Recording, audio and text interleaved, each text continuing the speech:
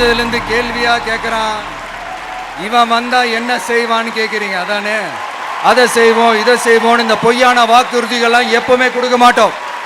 எது நடைக்கு சாத்தியமோ எது உண்மையோ அதை மட்டும்தான் கொடுப்போம். ஏழ்மை வறுமை இல்லாத தமிழகம், குடும்ப ஆதிக்கம் இல்லாத தமிழகம், ஊழல் இல்லாத தமிழகம், உண்மையான மக்களாட்சி, மனசாட்சி உள்ள மக்களாட்சி.